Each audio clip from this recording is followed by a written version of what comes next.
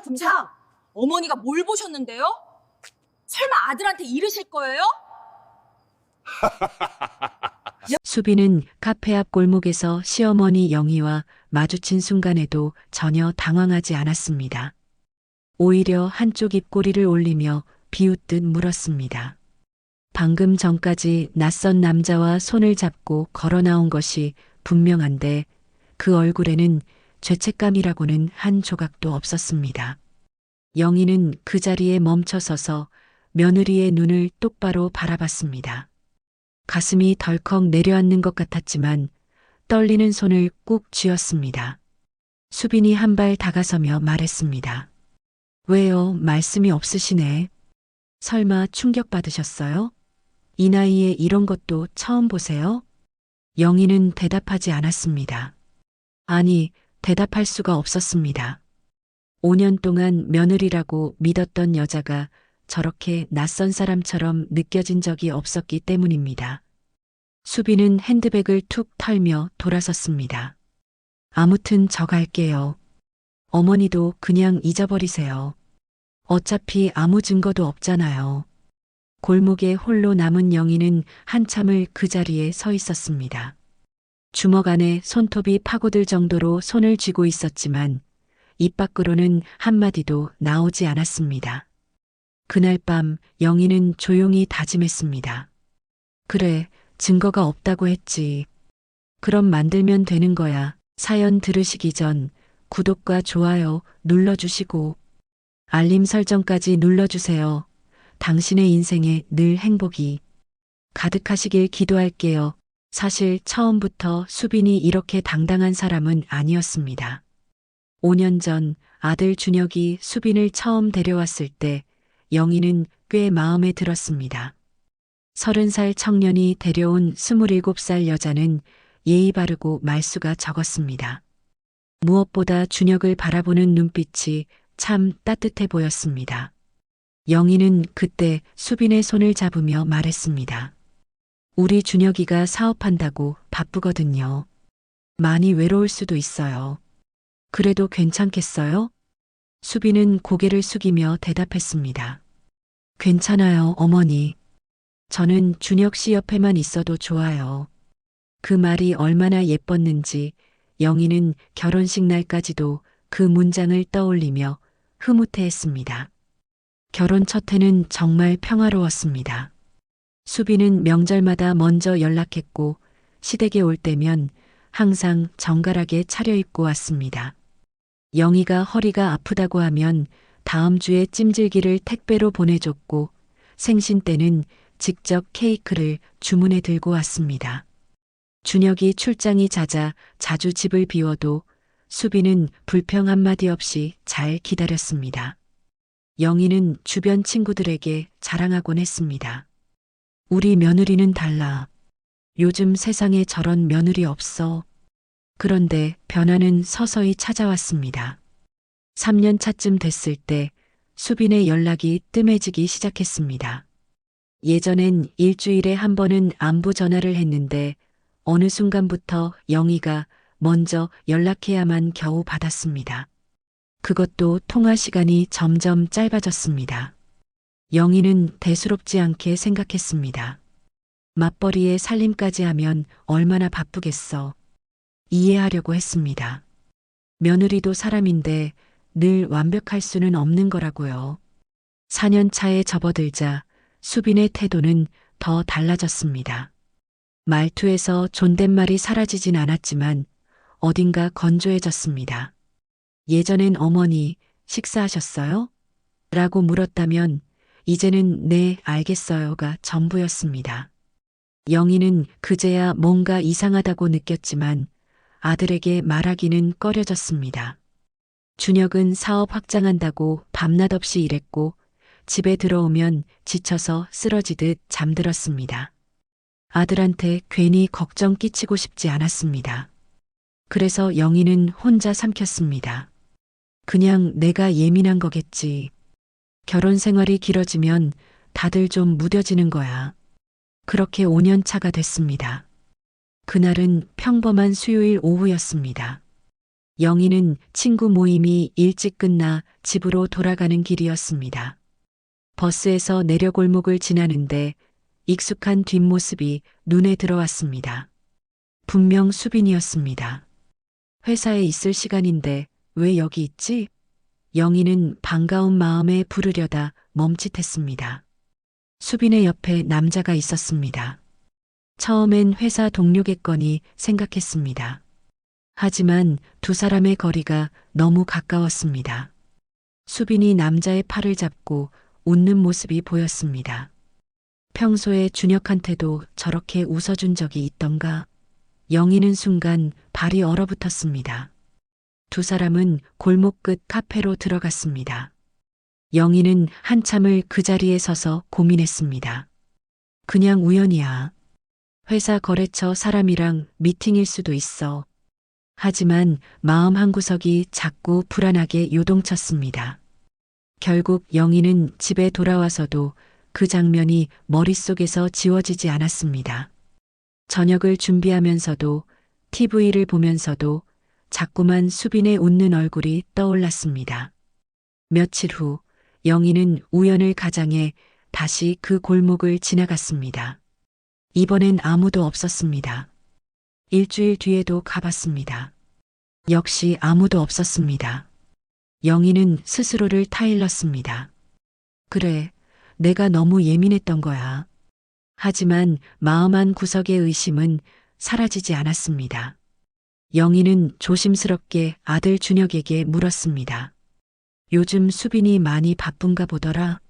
준혁은 별 생각 없이 대답했습니다. 아, 네. 요즘 프로젝트가 커서 야근이 많대요. 저도 바빠서 서로 얼굴 보기 힘드네요. 영희는 더 묻지 않았습니다. 아들의 표정이 너무 평화로웠기 때문입니다. 저 표정을 깨뜨리고 싶지 않았습니다. 그런데 이상한 점은 계속 쌓여갔습니다. 어느 날은 수빈에게 전화했는데 3번이나 안 받더니 한참 후에야 문자로 회의 중이었어요 라고 왔습니다. 또 어느 날은 영희가 서울 나들이를 갔다가 수빈 회사 근처를 지나게 됐는데 퇴근 시간인데도 회사 건물에서 수빈이 나오지 않았습니다. 분명 야근이라고 했는데 건물 불도 다 꺼져 있었습니다. 영희의 머릿속에서 하나의 생각이 점점 커져갔습니다. 설마, 그 설마가 틀렸으면 좋겠다고 빌면서도 영희는 본능적으로 알았습니다. 무언가 잘못되고 있다는 것을요. 영희는 밤마다 잠을 설쳤습니다. 베개를 베고 누우면 천장만 바라보게 됐습니다. 돌아가신 남편 생각이 났습니다. 남편이 살아있었으면 이런 상황에서 뭐라고 했을까요? 아마 이렇게 말했을 겁니다. 당신은 뭐든 혼자 끙끙 앓아. 확실한 걸 눈으로 봐야 마음이 편할 거야. 맞는 말이었습니다. 영희는 결심했습니다. 확인하자. 내 눈으로 직접. 2주 후 영희는 다시 그 골목에 갔습니다. 이번엔 우연이 아니었습니다. 수빈이 오늘 저녁 회식이라 늦을 것 같아요라고 준혁에게 문자 보낸 걸 알았기 때문입니다. 영희는 오후 내내 그 골목 근처 버스 정류장에 앉아 기다렸습니다. 해가 질 무렵 수빈이 나타났습니다. 예상대로 옆에는 그 남자가 있었습니다. 두 사람은 카페에서 나와 골목 끝으로 걸어갔습니다. 영희는 심장이 터질 것 같았지만 천천히 뒤를 따랐습니다. 두 사람이 멈춰선 곳은 골목 끝 주차장이었습니다. 남자가 차 문을 열어줬고 수빈이 자연스럽게 탔습니다. 차가 출발하기 전 영희는 분명히 봤습니다. 남자가 수빈의 손을 잡고 입을 맞추는 것을요. 영희의 눈앞이 하얘졌습니다. 그 순간 차가 출발하지 않고 문이 다시 열렸습니다. 수빈이 내렸습니다. 휴대폰을 카페에 두고 온 모양이었습니다. 수빈이 뛰어가다 멈췄습니다. 골목 입구에 서 있는 영희와 눈이 마주친 겁니다. 몇 초간 정적이 흘렀습니다. 영희는 떨리는 목소리로 입을 열었습니다. 수빈아, 지금 이게 뭐니? 수빈의 표정이 순간 굳었습니다. 하지만 놀랍게도 금세 원래대로 돌아왔습니다. 오히려 한숨을 내쉬며 영희에게 다가왔습니다. 어머니, 왜 여기 계세요? 저 따라다니신 거예요? 영희는 믿을 수가 없었습니다. 저게 지금 불륜 현장 들킨 사람의 반응인가? 당황하거나 변명하거나 울거나 해야 하는 거 아닌가? 영희가 다시 물었습니다. 그 남자는 누구니? 지금 뭐 하는 거야? 수빈은 어깨를 으쓱했습니다. 그냥 아는 사람이에요. 왜요? 문제 있어요? 영희는 목소리가 떨렸습니다. 아는 사람? 방금 뭐 하는 거 봤어? 입술 맞추는 거. 수빈이 피식 웃었습니다. 그 웃음이 영희의 가슴에 비수처럼 꽂혔습니다. 어머니, 봤으면 어쩔 건데요? 아들한테 이를 거예요? 영희는 순간 귀를 의심했습니다. 이게 그 예의 바르던 며느리 맞는 건지 완전히 다른 사람이 된 것 같았습니다. 수빈이 한 발 더 다가섰습니다. 어머니, 솔직히 말씀드릴게요. 준혁이랑 저 사이 아시잖아요. 걔는 일밖에 모르고 저한테 관심도 없어요. 전 외로웠어요. 그게 잘못이에요?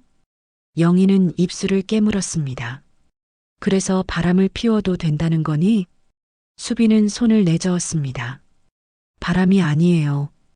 그냥 위로받는 거예요. 어머니 세대는 이해 못하시겠지만요. 영희의 손이 부들부들 떨렸습니다. 너 지금 뭐라고 한 거야? 위로? 수빈은 핸드백에서 휴대폰을 꺼내며 시간을 확인했습니다. 마치 이 대화가 지겹다는 듯이요. 어머니, 저 바빠서 이만 갈게요. 그리고 혹시라도 준혁이한테 말씀하시려거든 증거 있으세요? 없으시잖아요. 수빈은 그렇게 말하고 돌아섰습니다. 그러다 다시 고개를 돌려 마지막으로 한마디를 던졌습니다. 괜히 나서지 마세요, 어머니. 이런 일에 끼어들면 어머니만 손해예요. 골목에 홀로 남은 영희는 한참을 그 자리에 서 있었습니다. 다리에 힘이 풀려 주저앉을 것 같았지만 이를 악물고 버텼습니다. 저 여자가 5년 전 그 수빈이 맞나? 손을 잡으며 준혁 씨 옆에만 있어도 좋아요라고 했던 그 여자가 영희는 집에 돌아오는 내내 한마디도 하지 않았습니다. 버스 안에서 창밖만 바라봤습니다. 눈물이 날 것 같았지만 울지 않았습니다. 지금 울면 질 것 같았습니다. 집에 도착해 거실 소파에 앉았을 때 영희는 조용히 혼잣말을 했습니다. 증거가 없다고? 그래, 알았다. 만들어주지. 그날 밤 영희는 잠을 이룰 수 없었습니다. 거실 소파에 앉아 멍하니 벽을 바라보다가 새벽 2시가 넘어서야 겨우 침대에 누웠습니다. 하지만 눈을 감아도 수빈의 얼굴이 떠올랐습니다. 골목에서 비웃으며 던졌던 말들이 귓가에서 맴돌았습니다. 증거 있으세요? 괜히 끼어들면 어머니만 손해예요. 그 당당한 눈빛, 한치의 죄책감도 없던 표정이 선명하게 남아 있었습니다. 영희는 새벽 4시에 결국 일어나 물을 한 잔 마셨습니다. 창문 너머로 도시의 희미한 불빛이 보였습니다. 고요한 새벽, 영희는 혼자 생각에 잠겼습니다. 어떻게 해야 하지? 당장 준혁이한테 말할까? 하지만 수빈 말대로 증거가 없었습니다. 내가 봤다고 말해도 수빈이 오해해요. 그냥 회사 동료예요라고 하면 끝이었습니다. 오히려 준혁이가 어머니를 의심할 수도 있었습니다. 엄마, 수빈이를 너무 안 좋게 보시는 거 아니에요? 라고 할 수도 있었습니다. 영희는 고개를 저었습니다. 감정적으로 움직이면 안 돼. 저 여자는 보통이 아니야. 들켰는데도 저렇게 당당하다는 건 이미 머릿속으로 빠져나갈 구멍을 다 계산하고 있다는 뜻이야. 나도 만만하게 나가면 당해. 영희는 생각했습니다. 확실한 증거가 필요해. 사진이든 영상이든 저 여자가 절대 발뺌할 수 없는 증거. 그래야 준혁이도 믿고 저 여자도 꼼짝 못해. 다음 날 아침 영희는 오랜 친구 미경에게 전화를 걸었습니다. 미경은 영희와 30년 넘게 알고 지낸 절친한 친구였습니다. 젊은 시절 남편을 일찍 여의고 혼자 두 아들을 키워낸 강단 있는 여자였고 무엇보다 입이 무거웠습니다. 힘든 일이 있을 때마다 영희가 가장 먼저 찾는 사람이었습니다. 영희는 전화기를 들고 잠시 망설였습니다. 이런 얘기를 해도 되나 싶었습니다. 며느리 불륜을 의심한다는 게 입 밖으로 꺼내기 쉬운 말이 아니었습니다. 하지만 혼자 끙끙 앓고 있을 수만은 없었습니다. 전화가 연결되자 미경의 익숙한 목소리가 들렸습니다. 영희야, 무슨 일이야? 아침부터 전화하고. 영희는 조심스럽게 말을 꺼냈습니다. 미경아, 나 너한테 할 얘기가 있는데 절대 아무한테도 말하면 안 돼. 진짜 심각한 얘기야. 미경은 바로 분위기를 알아챘습니다. 알았어, 말해봐. 무슨 일이야? 영희는 처음부터 끝까지 다 이야기했습니다. 몇 주 전 우연히 수빈을 봤던 날부터 의심이 커져서 다시 골목에 갔던 날, 그리고 수빈과 마주쳐서 대화를 나눴던 순간까지. 수빈이 증거 있으세요? 라며 비웃던 표정, 괜히 끼어들지 마세요라고 했던 말투까지 하나도 빠짐없이 전했습니다. 미경은 중간에 한마디도 끼어들지 않고 끝까지 들었습니다. 이야기가 끝나자 한참 침묵이 흘렀습니다. 그러다 미경이 길게 한숨을 내쉬었습니다. 세상에, 영희야. 그래서 어떻게 할 거야? 바로 준혁이한테 말해? 영희는 고개를 저었습니다. 물론 미경은 볼 수 없었지만요. 못해. 증거가 없어. 그냥 내가 봤다고만 하면 수빈이가 발뺌하면 끝이야. 걔 성격 알잖아. 얼마나 당당하게 나오는지. 준혁이도 혼란스러워할 거야. 미경이 물었습니다. 그럼 뭐 증거를 직접 잡겠다는 거야? 영희는 솔직하게 대답했습니다. 그래서 전화한 거야. 나 이런 거 해본 적 없잖아. 어떻게 해야 할지 모르겠어. 미경은 잠시 생각하더니 조심스럽게 말했습니다. 내가 아는 데가 있긴 해. 흥신소야. 예전에 우리 회사 직원이 남편 뒷조사할 때 썼던 곳인데 깔끔하고 확실하다고 하더라고. 비용은 좀 들지만 증거 잡는 건 확실하대. 흥신소. 영희는 그 단어에 잠시 망설였습니다. 드라마에서나 나오는 건 줄 알았는데 실제로 그런 데를 이용해야 하는 상황이 올 줄은 몰랐습니다. 며느리를 뒷조사한다는 게 마음이 편하지는 않았습니다. 하지만 수빈의 비웃는 얼굴이 다시 떠올랐습니다. 증거 있으세요? 저 여자는 내가 아무것도 못할 거라고 생각하고 있어. 내가 그냥 참고 넘어갈 줄 알아. 영희는 결심했습니다. 미경아, 그 흥신소 연락처 좀 줘. 내가 직접 만나볼게. 미경은 걱정스러운 목소리로 말했습니다. 영희야, 너 혼자 감당하려고 하지 마. 힘들면 언제든 전화해. 영희는 대답했습니다. 고마워. 근데 이건 내가 해야 해. 준혁이 인생이 걸린 일이야. 사흘 후 영희는 서울 외곽의 한 오피스텔에서 흥신소 소장을 만났습니다. 미경이 알려준 주소를 찾아가는 동안 영희는 계속 긴장했습니다. 이런 곳에 와본 적이 없었기 때문입니다. 엘리베이터를 타고 올라가면서도 내가 지금 뭘 하고 있는 거지라는 생각이 들었습니다. 문을 열고 들어가니 생각보다 평범한 사무실이었습니다. 책상 하나에 컴퓨터, 서류 캐비닛 몇 개. 영희를 맞이한 소장은 50대 중반쯤 돼 보이는 남자였습니다. 인상은 평범했지만 눈빛이 날카로웠습니다. 오랫동안 사람들의 숨겨진 면을 파헤쳐온 사람 특유의 느낌이 있었습니다. 소장은 영희를 자리에 앉히고 물었습니다. 어떤 일로 오셨습니까? 영희는 미리 정리해둔 대로 차분하게 설명했습니다. 며느리가 다른 남자를 만나는 것 같다는 것 직접 목격했지만 확실한 증거가 필요하다는 것, 사진이든 영상이든 법적으로 쓸 수 있는 자료를 원한다는 것. 소장은 메모를 하며 고개를 끄덕였습니다. 그러다 물었습니다. 혹시 그 남자에 대해 아시는 정보가 있으세요? 이름이나 직업, 차량 번호 같은 거요. 영희는 고개를 저었습니다. 아니요, 얼굴만 봤어요. 30대 후반쯤 돼 보였고요. 차는 외제차였어요. 검은색이었는데 정확한 차종은 모르겠어요. 소장은 걱정하지 말라는 듯 말했습니다. 그 정도면 충분합니다. 며느리분 회사 근처에서 시작하면 금방 파악됩니다. 보통 이런 경우 일주일에서 열흘이면 기본적인 정보는 다 나와요. 영희는 비용을 물었습니다. 소장이 제시한 금액은 생각보다 적지 않았습니다. 영희의 한 달 생활비에 맞먹는 금액이었습니다. 잠시 망설여졌습니다. 이 돈을 써도 되는 걸까? 하지만 곧 마음을 굳혔습니다. 이건 돈 문제가 아니야. 내 아들 인생이 걸린 일이야. 저 여자가 계속 거짓말하고 살게 둘 수는 없어. 영희는 계약서에 서명하며 말했습니다. 확실한 증거 부탁드립니다. 저 여자가 절대 빠져나갈 수 없는 걸로요.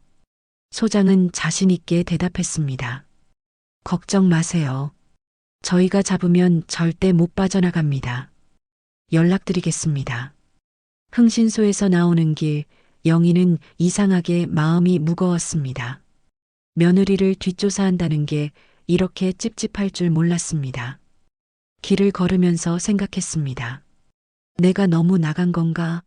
그냥 준혁이한테 말하고 알아서 하라고 할까? 하지만 발걸음을 멈추지 않았습니다. 아니야. 지금 약해지면 안 돼. 수빈이가 뭐라고 했어? 괜히 끼어들면 어머니만 손해예요. 저 여자는 내가 아무것도 못할 거라고 확신하고 있어. 그래서 더 당당한 거야. 영희는 버스를 타고 집으로 돌아오면서 창밖을 바라봤습니다. 흐린 하늘이 마음처럼 무거웠습니다.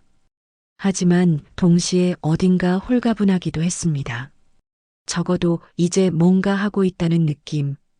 그냥 당하고만 있지 않다는 느낌. 일주일 후 흥신소에서 연락이 왔습니다. 흥신소 소장에게서 전화가 왔을 때 영희는 마트에서 장을 보고 있었습니다. 사모님, 자료 다 나왔습니다. 오늘 시간 되시면 사무실로 오시겠어요? 영희는 장바구니를 내려놓고 바로 대답했습니다. 네, 지금 바로 갈게요. 1시간 후 영희는 다시 그 사무실에 앉아 있었습니다. 소장은 테이블 위에 두툼한 서류 봉투 하나를 올려놓았습니다. 예상하셨던 대로였습니다. 아니, 예상보다 더 심하더라고요. 영희는 떨리는 손으로 봉투를 열었습니다. 안에는 사진 20장 정도와 상세한 보고서가 들어 있었습니다. 첫 번째 사진을 꺼내 들었습니다. 수빈과 남자가 카페 창가에 나란히 앉아 손을 잡고 있는 모습이었습니다. 수빈이 웃고 있었습니다. 준혁이한테도 저렇게 웃어준 적 있던가? 영희는 기억이 나지 않았습니다. 두 번째 사진은 주차장에 세워진 차 안에서 찍힌 것이었습니다. 창문 너머로 두 사람이 키스하는 장면이 선명하게 잡혀 있었습니다. 날짜와 시간이 사진 구석에 찍혀 있었습니다. 세 번째 사진부터는 더 충격적이었습니다. 수빈과 남자가 한 오피스텔 건물로 함께 들어가는 모습, 몇 시간 후 나란히 나오는 모습, 남자가 수빈 허리에 손을 올리고 걷는 모습, 한두 번이 아니었습니다. 날짜가 다른 사진이 여러 장이었습니다. 소장이 설명을 이어갔습니다. 남자 이름은 최민수 38살입니다.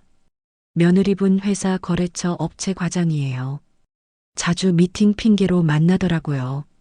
둘이 만난 지 최소 6달에서 7달은 된 것 같습니다. 영희는 사진을 한 장씩 넘기면서 손이 떨렸습니다. 예상은 했지만 이렇게 증거로 보니 가슴이 찢어지는 것 같았습니다. 이게 우리 며느리였어? 5년 동안 가족이라고 생각했던 여자가. 소장이 계속 말했습니다. 저 오피스텔은 최민수 명의로 월세 계약이 돼 있습니다. 일주일에 두세 번은 꼭 저기서 만나더라고요. 퇴근 후에 주로 만나고 가끔 점심시간에 만나기도 합니다. 영희는 물었습니다. 6달이요? 그 오랜 시간 동안? 소장은 고개를 끄덕였습니다. 네, 주변 탐문도 좀 해봤는데요. 그 오피스텔 경비 아저씨 말로는 두 사람이 꽤 오래전부터 드나들었다고 합니다. 처음엔 조심하더니 요즘은 아예 대놓고 다닌다더라고요. 대놓고. 그 말이 영희의 가슴에 비수처럼 박혔습니다. 아들 몰래 6달 넘게 바람을 피우면서 요즘은 대놓고 다녔다고. 그러면서 나한테는 증거 있으세요? 라고 비웃었던 거야. 소장이 마지막으로 USB 하나를 건넸습니다. 여기 영상도 있습니다. 두 사람이 오피스텔 들어가고 나오는 영상, 차 안에서 스킨십하는 영상, 총 5개 정도 됩니다. 화질도 좋고 얼굴도 확실하게 나옵니다. 영희는 USB를 받아들며 물었습니다. 이 정도면 법적으로 쓸 수 있는 건가요? 이혼 소송 같은 데서요. 소장은 자신 있게 대답했습니다. 충분하고도 남습니다. 변호사한테 가져가시면 바로 쓸 수 있어요. 위자료 청구도 충분히 가능합니다. 상대 남자한테도 청구할 수 있고요. 영희는 봉투를 가방에 넣으며 깊은 한숨을 내쉬었습니다. 증거는 확보했어. 이제 이걸 어떻게 써야 하지?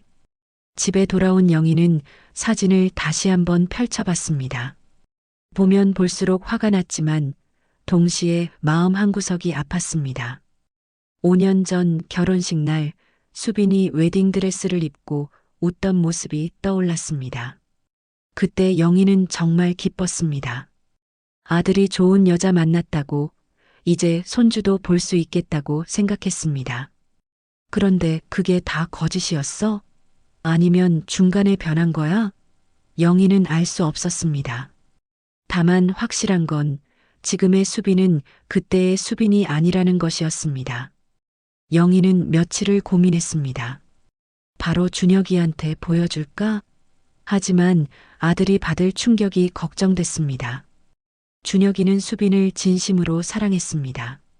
바빠서 많이 못 챙겨줬지만 마음만은 항상 수빈한테 있었습니다. 이런 걸 갑자기 보여주면 무너질 수도 있었습니다. 영희는 먼저 변호사를 만나기로 했습니다. 미경이 소개해준 이혼 전문 변호사였습니다. 사무실은 강남에 있는 깔끔한 건물이었고 변호사는 40대 초반의 여자였습니다. 날카로운 인상이었지만 말투는 차분하고 신뢰가 갔습니다. 변호사는 영희가 가져온 자료를 꼼꼼하게 검토했습니다. 사진을 하나씩 넘기고 영상도 확인하고 보고서도 읽었습니다. 10분 정도 지났을까 변호사가 고개를 끄덕이며 말했습니다. 증거는 완벽하네요. 이 정도면 재판 가면 100% 이깁니다. 위자료도 상당히 받을 수 있어요. 상대 남자한테도 청구 가능하고요. 영희는 안심이 되면서도 물었습니다. 제 아들이 원고가 되어야 하는 거죠? 변호사는 고개를 끄덕였습니다. 네, 아드님이 이혼 소송을 제기해야 합니다. 그 전에 먼저 아드님한테 이 사실을 알리셔야겠죠. 영희는 잠시 망설이다 물었습니다. 혹시 저 여자가 역으로 뭔가 주장하면 어떻게 되나요? 예를 들어 시어머니가 괴롭혔다든가 그런 거요. 변호사는 고개를 가볍게 저었습니다. 그런 주장은 많이 합니다. 하지만 증거가 없으면 소용없어요. 불륜 증거가 이렇게 확실하면 상대편에서 뭘 주장해도 묻혀버립니다. 걱정 안 하셔도 돼요. 영희는 어느 정도 안심이 됐습니다. 하지만 가장 어려운 일이 남아 있었습니다. 아들에게 어떻게 말하지? 어떤 표정으로, 어떤 말로 시작해야 하지? 며칠 후 영희는 준혁이를 집으로 불렀습니다. 주말 저녁에 시간 된다고 하길래 밥 한번 먹자고 했습니다. 준혁이는 오랜만에 어머니 집에 온다며 좋아했습니다. 그 목소리가 영희의 마음을 더 무겁게 했습니다. 준혁이가 도착했습니다. 영희는 정성껏 차린 밥상을 내놓았습니다. 아들이 좋아하는 된장찌개와 갈비찜. 준혁이는 맛있게 먹으면서 회사 얘기, 사업 얘기를 했습니다. 영희는 웃으며 들었지만 속으로는 계속 생각했습니다. 언제 말하지? 어떻게 시작하지? 식사가 끝나갈 무렵 영희는 더 이상 미룰 수 없었습니다. 커피를 내려 2잔 가져오며 말했습니다. 준혁아, 엄마가 너한테 할 얘기가 있어. 준혁은 커피를 받으며 편하게 대답했습니다. 네, 말씀하세요. 무슨 일이에요? 영희는 잠시 눈을 감았다 떴습니다. 수없이 연습했는데 막상 아들 얼굴을 보니 말이 쉽게 나오지 않았습니다.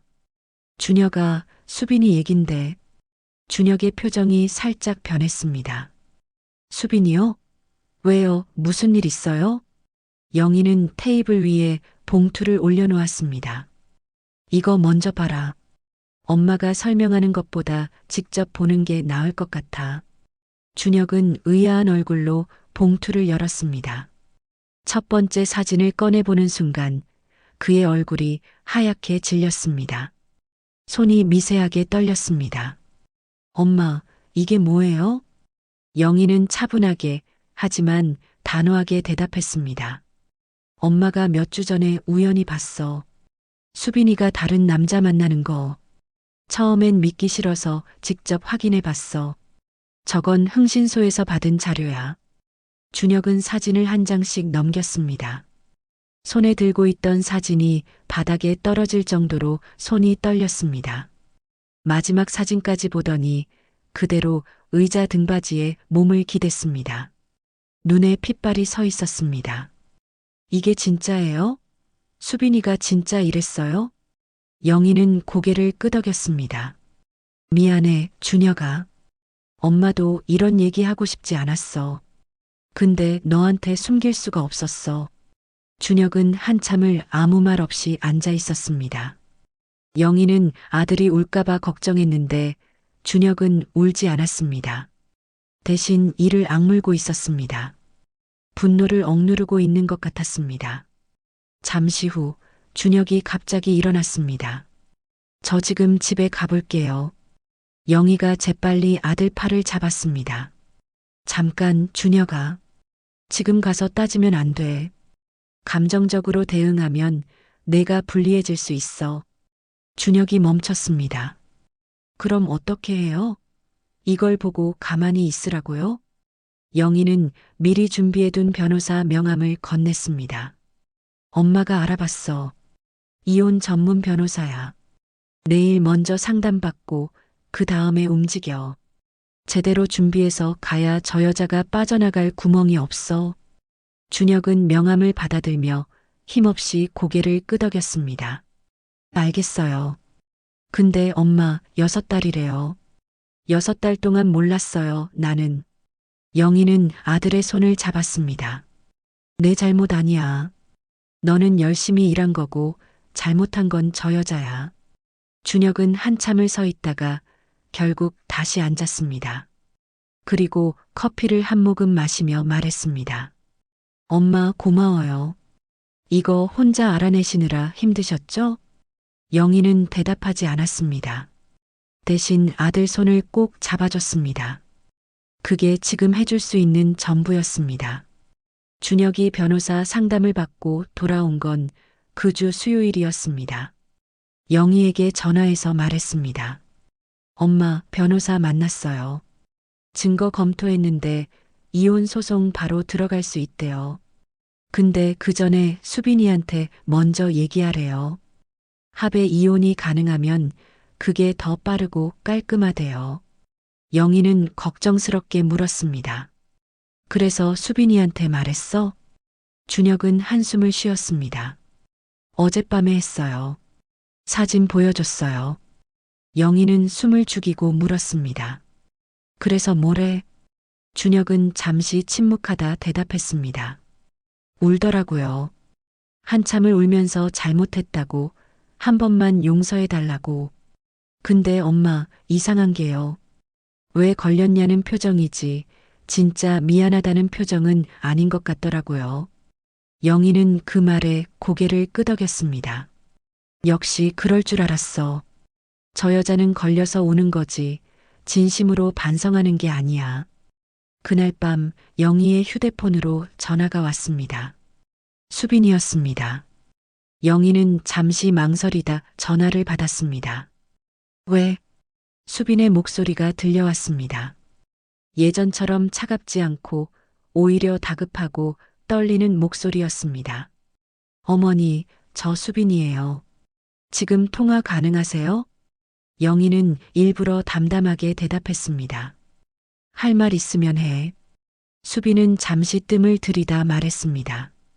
어머니, 준혁이한테 이혼하자는 말 취소하라고 해주세요. 제가 잘못했어요. 진짜 반성하고 있어요. 다시는 안 그럴게요. 영희는 피식 웃음이 나왔습니다. 지금 나한테 부탁하는 거야? 골목에서 나한테 뭐라고 했는지 기억 안 나? 전화기 너머로 수빈의 숨소리가 거칠어졌습니다. 잠시 침묵이 흐르더니 수빈의 목소리 톤이 미묘하게 바뀌었습니다. 어머니, 그때는 제가 당황해서 그랬어요. 진심이 아니었어요. 영희는 대답했습니다. 당황해서? 증거 있냐고, 괜히 끼어들면 손해라고, 그게 당황해서 나온 말이야? 수빈이 다시 울먹이기 시작했습니다. 어머니, 제발이요. 저 준혁이 없으면 안 돼요. 한 번만 기회를 주세요. 영희는 차갑게 대답했습니다. 그건 나한테 할 말이 아니야. 준혁이한테 해. 근데 내 생각엔 소용없을 것 같다. 그리고 전화를 끊었습니다. 그 후 며칠간 수빈은 전략을 바꿨습니다. 준혁에게 매달리기 시작한 겁니다. 매일 밤 울면서 전화하고 집 앞에서 기다리고 무릎까지 꿇었다고 합니다. 준혁은 영희에게 전화해서 힘들다고 했습니다. 엄마, 수빈이가 매일 와요. 울고불고 난리예요. 잘못했다고, 다시는 안 그런다고, 뭔가 진짜 반성하는 것 같기도 하고. 영희는 단호하게 말했습니다. 준혁아, 저 여자 눈물 믿지 마라. 걔가 나한테 걸렸을 때 뭐라고 했는지 알아? 비웃으면서 증거 있냐고, 괜히 끼어들면 어머니만 손해라고 했어. 지금 우는 건 상황이 안 좋아지니까 그러는 거야. 진짜 반성하는 게 아니야. 준혁은 한숨을 쉬었습니다. 그래도 5년을 같이 살았는데. 영희는 목소리를 높였습니다. 5년 동안 같이 살면서 6달 넘게 바람 피운 여자야. 그 5년의 무게가 뭔데? 준혁은 대답하지 못했습니다. 그런데 문제는 다른 데서 터졌습니다. 일주일 후 수빈이 영희를 직접 찾아왔습니다. 영희 집 앞 주차장에서 기다리고 있다가 영희가 마트 갔다 돌아오는 길에 다가왔습니다. 수빈의 얼굴은 며칠 사이 많이 수척해져 있었습니다. 화장기 없는 얼굴에 눈이 퉁퉁 부어 있었고 입술도 말라 있었습니다. 하지만 영희를 바라보는 눈빛은 예전처럼 차가웠습니다. 아니, 어쩌면 더 차가워졌습니다. 수빈이 먼저 말했습니다. 어머니, 저 드릴 말씀이 있어서요. 영희는 경계하며 물었습니다. 할 말 있으면 전화로 하지. 왜 여기까지 와? 수빈은 피식 웃었습니다. 그 웃음이 골목에서 봤던 그 비웃음과 똑같았습니다. 전화로 하기엔 좀 중요한 얘기라서요. 수빈은 휴대폰을 꺼내 화면을 영희에게 보여줬습니다. 화면에는 문자 메시지 캡처 사진이 여러 장 있었습니다. 영희가 준혁에게 보낸 메시지들이었습니다. 그 여자 조심해라. 내가 알아보고 있다. 제 말 믿지 마라. 흥신소통해서 증거 잡았다. 영희는 순간 당황했습니다. 이걸 어떻게 봤지? 준혁이 휴대폰을 안 잠그고 뒀나? 수빈이 차갑게 말했습니다. 어머니가 처음부터 저를 며느리로 인정 안 하고 쫓아내려고 계획적으로 뒷조사를 했다는 증거예요. 저 이거 가지고 시어머니 갑질로 고소할 수 있어요. 영희는 어이가 없었습니다. 뭐라고? 네가 바람 피운 건 어쩌고? 수빈은 한 발 다가서며 말했습니다. 저도 변호사 만났어요. 불륜은 불륜이고 시어머니 갑질은 갑질이래요. 별개 문제라고요. 어머니가 저를 상대로 뒷조사하고 아들한테 이간질하고 정신적 고통을 줬다는 거, 저 위자료 줄 생각 없거든요. 오히려 어머니한테 정신적 피해 보상 청구할 수도 있대요. 영희는 순간 머리가 하얘졌습니다. 이 여자가 지금 나한테 협박을 하는 거야? 자기가 바람 피워놓고? 수빈은 휴대폰을 다시 주머니에 넣으며 계속 말했습니다. 어머니, 좋게 말씀드릴게요. 준혁이 설득하세요. 이혼은 해줄게요. 대신 제 조건대로요. 위자료 없이 재산 반반 나누고 깔끔하게. 안 그러면 저도 가만 안 있을 거예요. 영희는 이를 악물었습니다. 너 지금 나한테 협박하는 거야? 바람 피운 주제에? 수빈은 돌아서며 마지막으로 말했습니다. 협박이 아니라 협상이에요, 어머니. 사실 어머니도 아시잖아요. 법정 가면 서로 피곤해진다는 거. 저도 귀찮고 어머니도 귀찮고 준혁이도 귀찮고 그냥 깔끔하게 끝내자는 거예요. 수빈은 그렇게 말하고 차에 탔습니다. 창문을 내리고 마지막으로 한마디를 던졌습니다. 일주일 드릴게요. 잘 생각해 보세요. 차가 떠난 후 영희는 한참을 그 자리에 서 있었습니다. 손이 떨리고 머리가 복잡했습니다. 장바구니를 들고 있던 손에서 힘이 빠져 가방이 바닥에 떨어졌습니다. 저 여자가 저렇게 나올 줄은 정말 몰랐습니다. 증거가 있으니까 꼼짝 못할 줄 알았는데 오히려 역공을 해올 줄은요. 정말 보통 여자가 아니야. 영희는 떨어진 장바구니를 주우며 생각했습니다. 어떻게 하지? 저 여자 조건대로 해야 하나? 아니야. 그럼 저 여자가 이기는 거야. 바람 피워놓고 재산 반 가져가고 유유히 빠지는 거잖아. 영희는 집에 들어와 소파에 앉았습니다. 한참을 멍하니 앉아 있다가 주먹을 꽉 쥐었습니다. 그래, 네가 그렇게 나오겠다? 좋아. 나도 끝까지 가보자. 누가 이기나? 수빈이 떠난 후 영희는 하루 종일 아무것도 손에 잡히지 않았습니다. 저녁도 제대로 못 먹고 소파에 앉아 멍하니 TV만 바라봤습니다. 화면에서 무슨 프로그램이 나오는지도 모르겠고 그냥 눈앞에 수빈의 비웃던 얼굴만 떠올랐습니다. 협박이 아니라 협상이에요, 어머니. 그 말투가 계속 귓가에서 맴돌았습니다. 영희는 생각했습니다. 저 여자 조건대로 하면 어떻게 되지? 위자료 없이 재산 반반. 준혁이가 5년 동안 죽어라 일해서 모은 재산을 바람 피운 여자가 절반 가져가는 거야. 그게 말이 돼? 하지만 한편으로는 걱정도 됐습니다. 수빈이 말한 시어머니 갑질 주장이 법적으로 먹힐까? 진짜로 나한테 소송을 걸 수 있는 걸까? 영희는 법에 대해 아는 게 없었습니다. 혹시 내가 모르는 사이에 약점을 잡힌 건 아닐까? 다음 날 아침 영희는 변호사에게 전화를 걸었습니다. 준혁이 상담받았던 그 변호사였습니다. 상황을 설명하고 수빈이 했던 협박 내용을 전부 말했습니다. 변호사는 잠시 듣더니 피식 웃었습니다. 어머님, 걱정 안 하셔도 됩니다. 영희는 조심스럽게 물었습니다. 근데 그 여자가 문자 캡처해서 시어머니 갑질이라고 하던데요. 그게 법적으로 문제가 될 수 있나요?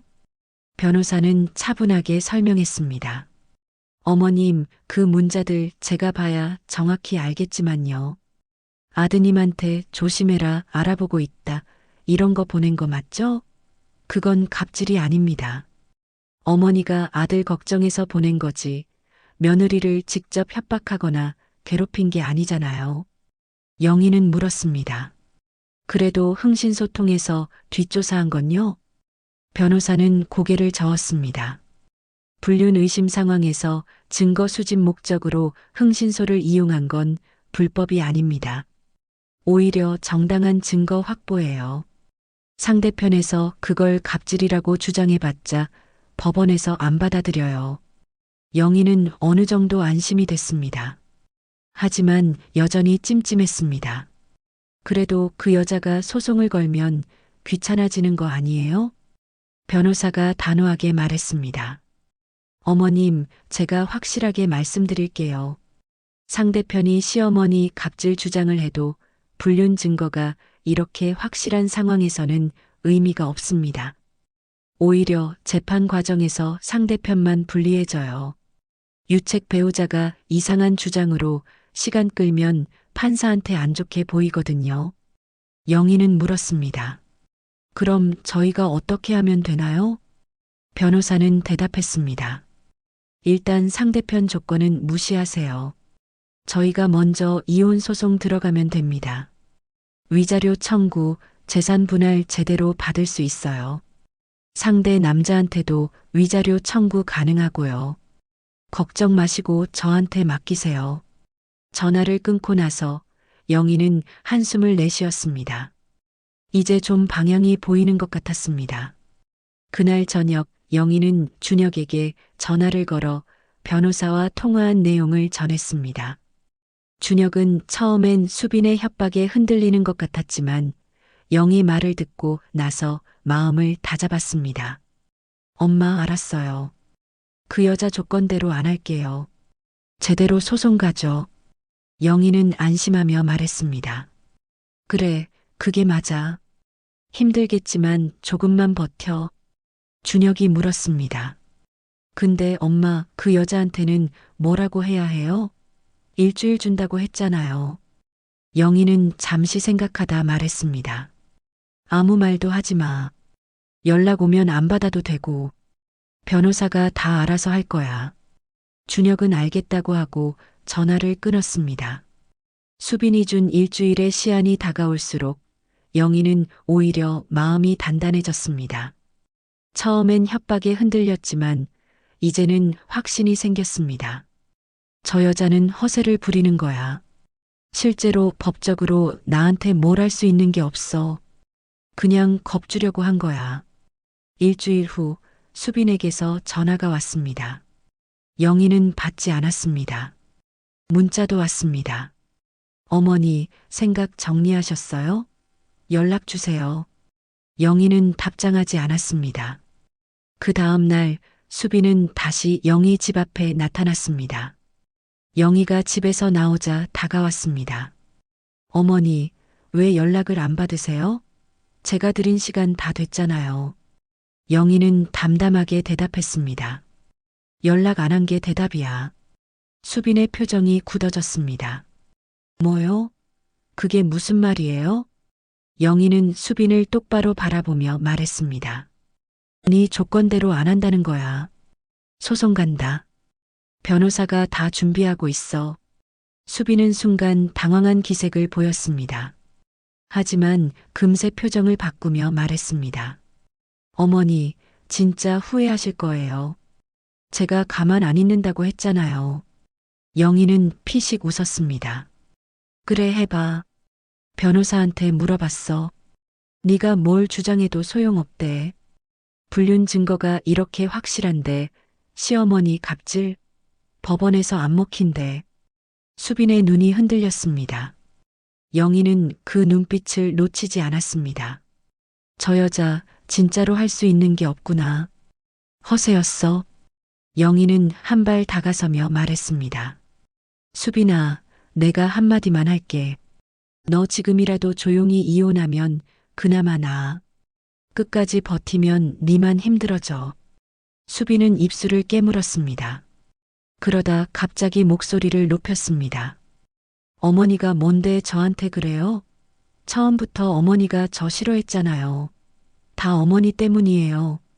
영희는 차갑게 대답했습니다. 내가 싫어해서 네가 바람 폈어? 그것도 6달 넘게. 그게 말이 돼? 수빈은 대답하지 못했습니다. 눈에 눈물이 고이더니 뚝뚝 떨어졌습니다. 하지만 영희는 이번엔 흔들리지 않았습니다. 저 눈물은 진짜가 아니야. 상황이 안 풀리니까 우는 거야. 영희는 마지막으로 말했습니다. 더 할 말 없으면 가. 다음엔 법정에서 보자. 수빈은 한참을 서 있다가 결국 돌아섰습니다. 어깨가 축 처진 채로 걸어가는 뒷모습이 처량해 보였지만 영희는 동정하지 않았습니다. 집에 돌아온 영희는 창문으로 수빈이 차를 타고 떠나는 걸 봤습니다. 그리고 조용히 중얼거렸습니다. 끝났어. 이제 진짜 끝이야. 소송은 생각보다 빠르게 진행됐습니다. 준혁이 변호사와 함께 이혼 소송을 제기했고 증거가 확실했기 때문에 재판은 일방적으로 흘러갔습니다.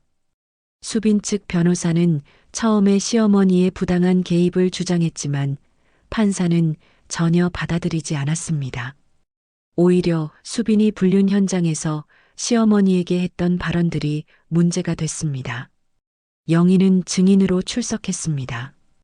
떨리는 마음으로 법정에 섰지만 준비한 대로 차분하게 말했습니다. 골목에서 수빈을 처음 목격했던 날부터 다시 확인하러 갔던 날, 수빈이 증거 있어요? 라며 비웃던 순간까지 모든 걸 솔직하게 진술했습니다. 판사가 물었습니다. 그때 며느리가 정확히 뭐라고 했습니까? 영희는 대답했습니다. 어머니가 뭘 봤는데요? 증거라도 있으세요? 이렇게 말했습니다. 그리고 괜히 끼어들면 어머니만 손해라고요. 법정 안이 술렁였습니다. 수빈 측 변호사는 반박하려 했지만 흥신소 보고서와 사진, 영상까지 제출되자 더 이상 할 말이 없었습니다. 재판 결과는 영희 측의 완승이었습니다. 이혼 판결이 나왔고 준혁은 수빈에게 위자료를 청구할 수 있게 됐습니다. 상대 남자 최민수에게도 위자료 청구가 인정됐습니다. 재산 분할도 준혁에게 유리하게 결정됐습니다. 수빈이 원했던 반반은커녕 유책 배우자로서 불리한 조건을 받아들여야 했습니다. 판결이 나온 날 법원을 나서는 수빈의 모습은 처량했습니다. 예전에 당당하게 비웃던 그 여자가 맞나 싶을 정도로 초라해 보였습니다. 영희와 눈이 마주쳤지만 수빈은 아무 말도 하지 못하고 고개를 숙인 채 지나갔습니다. 영희는 그 뒷모습을 보며 생각했습니다. 저 여자도 결국 자기가 뿌린 대로 거둔 거야. 안 됐지만 동정할 수는 없어. 한 달 후 수빈은 준혁과 살던 아파트에서 짐을 빼야 했습니다. 그날 영희는 준혁과 함께 아파트에 갔습니다. 수빈이 짐을 싸는 동안 영희는 거실에 서서 지켜봤습니다. 수빈은 말없이 옷과 짐을 박스에 담았습니다. 예전의 당당함은 온데간데 없고 그저 지친 표정이었습니다. 짐을 다 쌌을 때 수빈이 마지막으로 영희에게 다가왔습니다. 어머니. 영희는 담담하게 바라봤습니다. 왜? 수빈은 잠시 망설이다 말했습니다. 죄송했습니다. 그때 제가 했던 말들 정말 잘못했어요. 영희는 대답하지 않았습니다. 수빈은 계속 말했습니다. 어머니가 저한테 잘해주셨던 거 저도 알아요. 근데 저는 왜 그랬는지 모르겠어요. 외로웠던 것 같기도 하고 그냥 제가 나쁜 사람이었던 것 같아요. 영희는 한참을 바라보다가 입을 열었습니다. 수빈아, 나도 너한테 할 말이 있어. 수빈이 고개를 들었습니다. 영희는 천천히 말했습니다. 나는 너를 진짜 며느리로 생각했어. 5년 동안 한 번도 남이라고 생각한 적 없어. 근데 너는 그걸 밟았어. 그것도 내 눈앞에서 비웃으면서. 수빈의 눈에 다시 눈물이 고였습니다. 영희는 계속했습니다. 용서해달라고? 솔직히 지금은 못하겠어. 근데 이건 말해줄게. 네 인생은 네가 사는 거야. 이번 일로 뭔가 배웠으면 다음엔 다르게 살아. 그게 네가 할 수 있는 거야. 수빈은 한참을 서 있다가 결국 고개를 숙이고 돌아섰습니다. 현관문이 닫히고 발소리가 멀어졌습니다. 영희는 창문으로 수빈이 짐을 차에 싣고 떠나는 걸 봤습니다. 차가 골목을 빠져나가 보이지 않게 될 때까지 지켜봤습니다. 준혁이 옆으로 다가와 말했습니다. 엄마, 괜찮아요? 영희는 고개를 끄덕였습니다. 응, 괜찮아. 준혁은 한숨을 쉬며 말했습니다. 제가 더 잘했어야 했는데 바쁘다는 핑계로 수빈이한테 신경을 못 썼어요. 영희는 아들의 손을 잡았습니다. 준혁아, 그건 네 잘못이 아니야. 바빠도 바람 안 피우는 사람이 있고 한가해도 바람 피우는 사람이 있어. 선택은 그 사람이 하는 거야. 준혁은 고개를 끄덕였습니다. 알아요. 근데 다음엔 좀 더 잘할게요. 일만 보지 않고. 영희는 아들을 바라보며 미소를 지었습니다. 그래, 그러면 돼. 아직 젊잖아. 좋은 사람 다시 만날 수 있어. 준혁도 힘없이 웃었습니다. 네, 엄마. 고마워요. 이번 일 혼자였으면 못 버텼을 것 같아요. 영희는 아들 어깨를 토닥였습니다. 가족이니까 당연한 거야. 석 달이 지났습니다. 영희의 일상은 다시 평온해졌습니다. 매일 아침 공원을 산책하고 일주일에 한 번은 미경과 만나 커피를 마셨습니다. 준혁은 예전보다 자주 연락했습니다. 일주일에 두세 번은 꼭 전화했고 한 달에 한 번은 직접 와서 밥을 먹었습니다. 어느 주말 준혁이 영희 집에 왔습니다. 밥을 먹고 나서 거실에 앉아 커피를 마시다가 준혁이 조심스럽게 말했습니다. 엄마, 사실 요즘 만나는 사람이 있어요. 영희는 커피잔을 내려놓으며 물었습니다. 그래, 어떤 사람인데? 준혁은 수줍게 웃으며 대답했습니다. 회사 거래처에서 알게 됐어요. 저보다 2살 어린데 되게 차분하고 따뜻한 사람이에요. 아직 많이 만나보진 않았는데 느낌이 좋아요. 영희는 아들의 표정을 살폈습니다. 오랜만에 보는 밝은 얼굴이었습니다. 수빈과 이혼하고 나서 한동안 지쳐 보였는데 이제야 좀 회복된 것 같았습니다. 영희는 미소를 지으며 말했습니다. 그래, 좋겠네. 천천히 알아가 봐. 이번엔 급하게 결정하지 말고. 준혁이 고개를 끄덕였습니다. 네, 이번엔 진짜 잘할게요. 사람을 제대로 보고 결정할게요. 영희는 아들 손을 잡으며 말했습니다. 그래, 그게 중요해. 겉모습이나 말보다 그 사람이 어려울 때 어떻게 행동하는지 봐. 그게 진짜 그 사람이야. 준혁은 고개를 끄덕이며 대답했습니다. 명심할게요, 엄마. 그날 밤 준혁이 돌아간 후 영희는 혼자 거실에 앉아 창밖을 바라봤습니다. 밤하늘에 별이 몇 개 보였습니다. 영희는 생각했습니다. 힘든 일이었지만 결국 잘 됐어. 준혁이가 저 여자한테 평생 속고 사는 것보다 지금 알게 된 게 나아. 아프지만 다시 시작할 수 있으니까. 문득 돌아가신 남편 생각이 났습니다. 남편이 살아있었으면 뭐라고 했을까요? 영희는 혼잣말처럼 중얼거렸습니다. 여보, 나 잘했지? 우리 아들 지켰어. 창문 너머로 바람이 살랑 불어왔습니다. 마치 대답하는 것처럼요. 영희는 미소를 지으며 자리에서 일어났습니다. 내일도 아침에 산책해야지. 그리고 미경이한테 전화해서 커피 마시자고 해야지. 평범한 일상이 돌아왔습니다. 그게 영희에게는 가장 큰 행복이었습니다. 때로는 가장 가까운 사람에게 가장 큰 상처를 받기도 합니다. 믿었던 사람의 배신, 눈앞에서 던져진 비웃음, 그리고 끝없이 이어지는 싸움. 그 시간들은 분명 힘들고 지쳤습니다. 하지만 영희는 포기하지 않았습니다.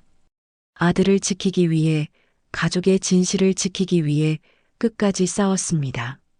그리고 마침내 폭풍이 지나갔습니다. 다시 찾아온 평범한 아침, 공원을 산책하고 오랜 친구와 커피 한 잔 마시는 소소한 일상. 예전에는 당연하게 느꼈던 것들이 이제는 얼마나 소중한지 알게 됐습니다. 상처는 남았지만 그 상처 위로 새로운 날들이 쌓이고 있습니다. 영희는 오늘도 아침 햇살을 맞으며 걷습니다. 천천히 하지만 단단하게. 세상에 쉬운 관계는 없습니다.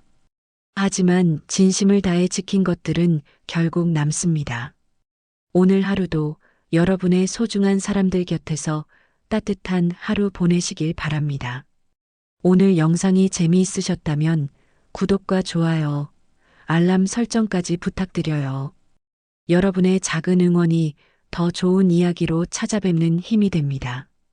그럼 다음 이야기에서 또 만나요. 시청해주셔서 감사합니다.